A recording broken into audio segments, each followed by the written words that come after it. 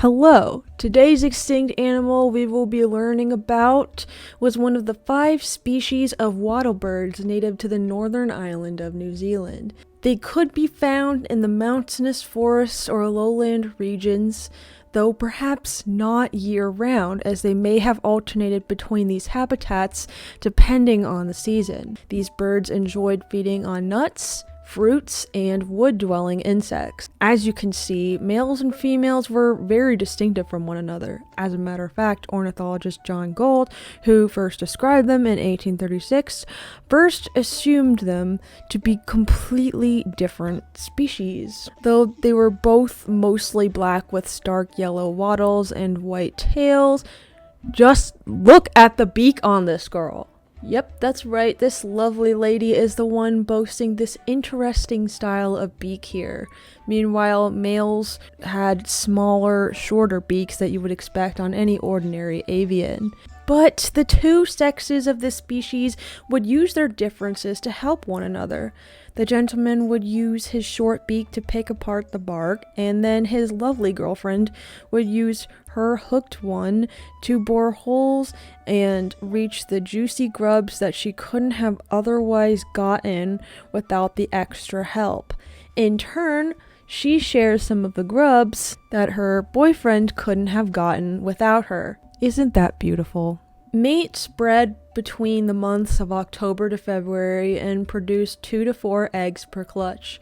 Chicks took around 3 months to raise, and then they're off all on their own.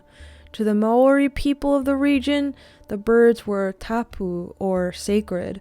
Wearing feathers or any other parts of the Huia bird were reserved only for people of very high status. Huia birds were also kept as pets by the Maori.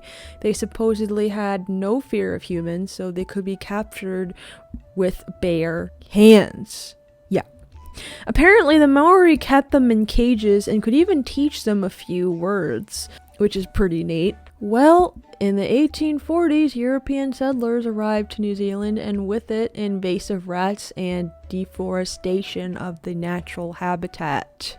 In 1901, the fate of the species was sealed after a visit on the island from the Duke of York. What happened was that a Maori guide gave him a feather to put in his hat as a sign of respect, and this seemingly innocent gesture started a fashion trend which led to the decimation of Huia birds to secure feathers for lovely hats. Great.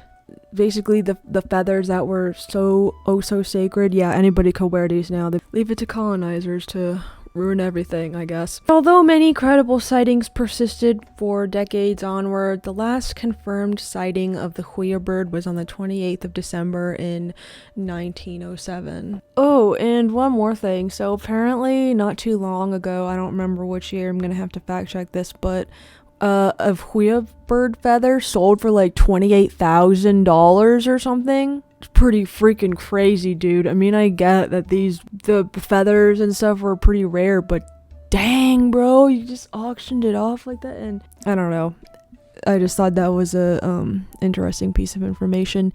Anyway, I wish I could have provided more exciting visuals, but unfortunately there are not a lot of images of the bird to share. So anywho, I hope you learned something new, and I will see you in the next video.